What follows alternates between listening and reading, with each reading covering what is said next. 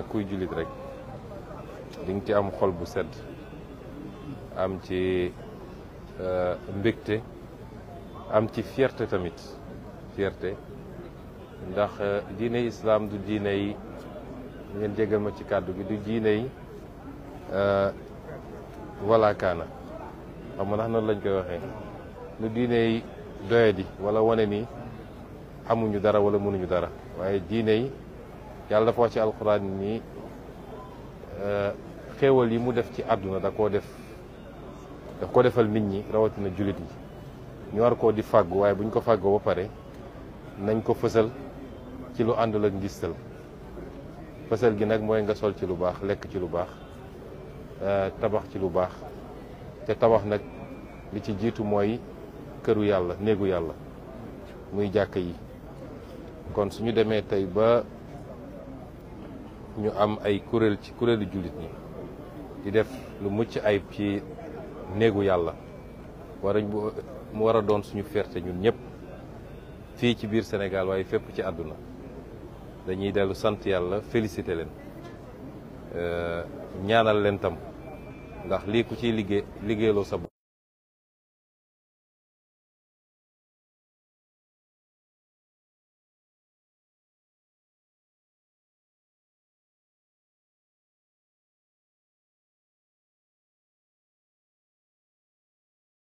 nañ ci yéene wala def nañ ci lu ñu mën te yàlla jiital leen ñu ngi ñaan yàlla barke bi fekk nañ fi ñu tëdd it ndax lii dama naan sax dama koy misaal ci waqf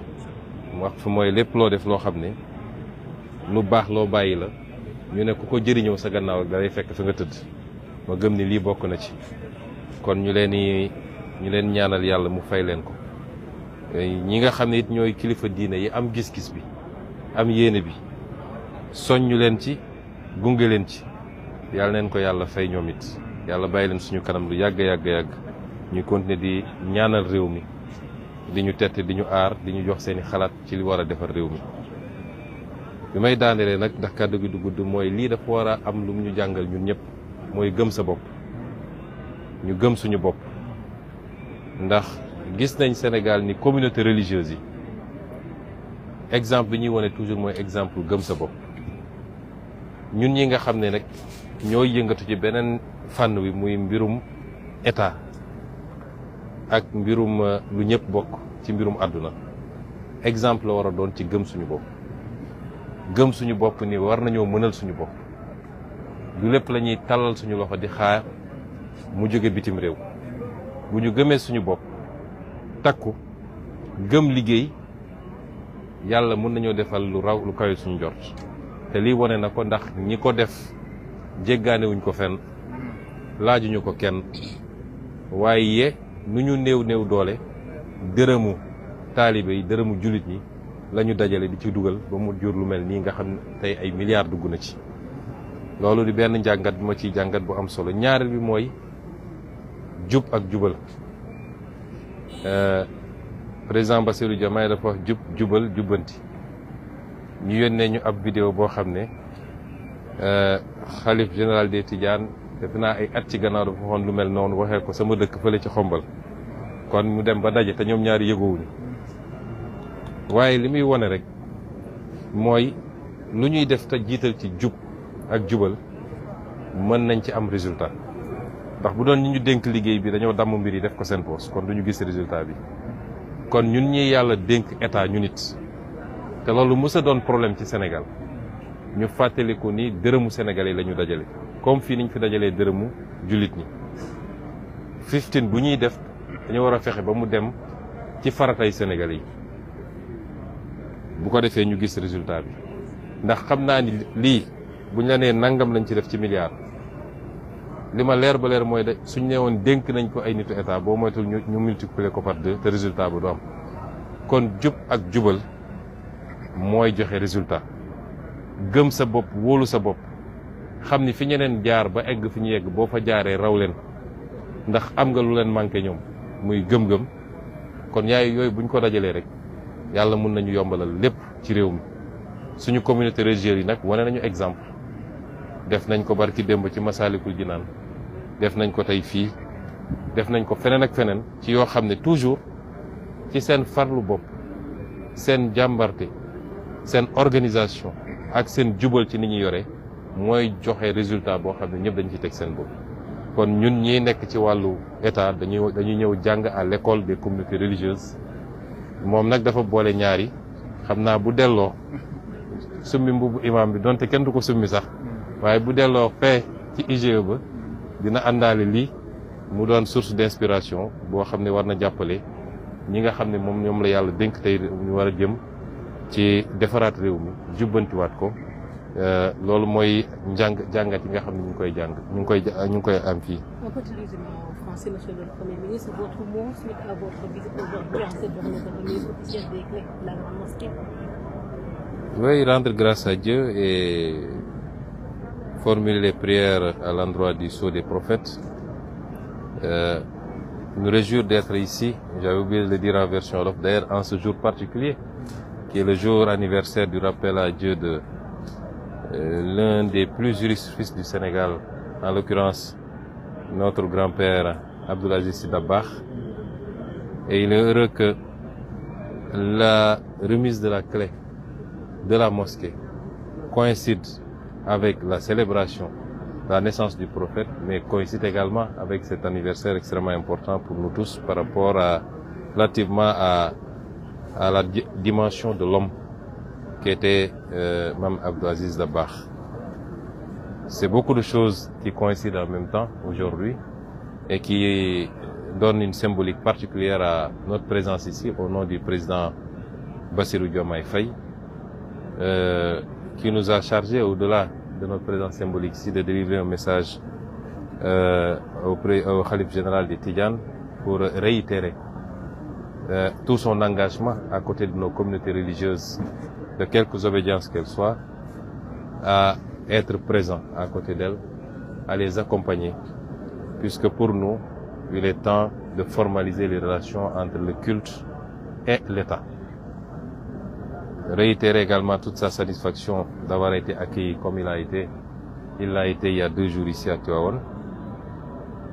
et marquer sa présence pour cet important événement. Et au-delà, assurer toutes les communautés religieuses et en l'occurrence ici le khalife général des Tidjanes de toute sa volonté à continuer à accompagner, à aider à finaliser les derniers réglages, puisqu'on est au dernier réglage, pour l'opérationnalisation parfaite de cet ouvrage qui suscite la fierté de tous les croyants. Au-delà, me réjouir aussi de l'accueil qui nous a été réservé par le khalife et toute la famille de Seydi Hadji Malick Sy. Me réjouir de l'accueil également qui nous a été réservé par le comité,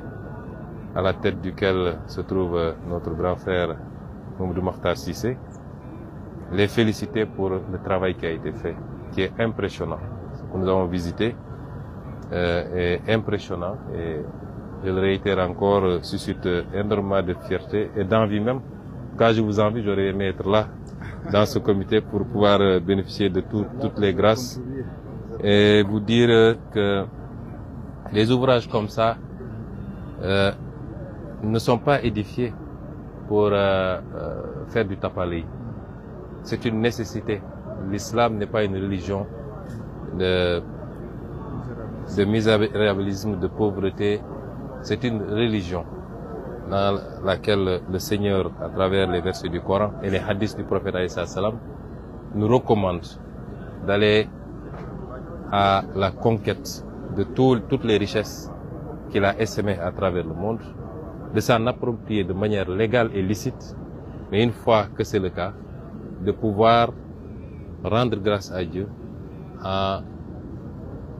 matérialisant, en extériorisant les bienfaits qu'il a bien voulu nous servir,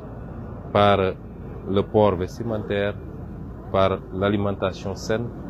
par l'édification et la modernisation de nos cités, mais surtout par l'édification aussi des lieux de culte à la dimension de ce qu'est l'islam. Et c'est pourquoi c'est important d'avoir ce genre d'édifice qui n'est pas en compétition avec la construction d'hôpitaux ou d'autres infrastructures comme certains ont tendance à le penser, mais la foi est un élément déterminant pour tout le monde, particulièrement les Sénégalais, et elle nourrit l'âme et la conscience des croyants. Il est important que cette foi puisse être vivifiée, magnifiée, aussi bien immatériellement que matériellement. Et ici, on est dans la vivification matérielle de cette foi. Et c'est pourquoi nous nous réjouissons et nous félicitons le comité, nous félicitons le khalife général et toute la famille qui, pendant des années, n'ont eu de cesse dans la persévérance et dans l'endurance, de continuer brique après brique à travailler, à édifier cet ouvrage qui sera, à n'en point douter, un élément d'attraction au-delà du Sénégal et ce qui s'inscrit d'ailleurs dans le cadre de notre politique touristique de stimuler le tourisme religieux également. Et c'est pourquoi ici on a le spirituel qui vient rencontrer le temporel pour être au service des Sénégalais, aussi bien pour leur préoccupation matérielle que pour la vivification spirituelle de leur âme. Et je voudrais terminer par en tirer deux enseignements extrêmement importants. En tout cas pour l'homme d'État que je suis, nous devons toujours être à l'école des religieux qui nous démontre une fois de plus qu'il faut d'abord qu'on croit en nous-mêmes, qu'on a les capacités endogènes, si on y croit, de faire ce qu'on doit faire sans avoir besoin de tendre la main. Si je prends à l'échelle étatique, nous avons toutes sortes de ressources naturelles, nous avons une jeunesse, nous avons des terres. Il manquait peut-être le petit déclic en termes de leadership, mais si nous croyons en nous, nous réagissons, nous avons la capacité de propulser nous-mêmes notre progrès économique et social que tout le monde attend depuis longtemps. Et c'est ce que symbolise cet ouvrage. Et je ne pense pas que le khalife ou toute la communauté de qui que ce soit, c'est les contributions des croyants qui ont permis d'édifier cet ouvrage. Et le second enseignement qui est tout aussi important, c'est que tout ce qu'on fait dans la transparence, en mettant en avant les vertus de probité, d'intégrité, produit des résultats. Et je suis à peu près sûr que, et je ne le dis pas pour flatter le président du comité, le comité lui-même, je suis à peu près sûr qu'ils ont beaucoup plus mis de leur poche plutôt que de détourner les contributions des croyants. Et cette gestion saine et vertueuse a permis d'avoir ce résultat qu'on n'aurait pas eu si on a été dans un autre cadre. D'abord, ça aurait été largement surfacturé, mais au finish, on n'aurait pas eu cette qualité dans le rendu. Donc, nous devons nous inspirer de ces valeurs et de cette praxis pour améliorer la gestion publique, la gouvernance publique. Et c'est important pour nous. Et vraiment, nous sommes ravis, émerveillés par cet ouvrage et nous prions pour que le Seigneur puisse rétribuer largement tous ceux qui, d'une manière ou d'une autre, directement ou indirectement, ne serait-ce que par l'intention, qu'il soit largement rétribué par le Seigneur par rapport à l'édification de cet ouvrage. Je vous remercie. Merci beaucoup. Merci. Imam.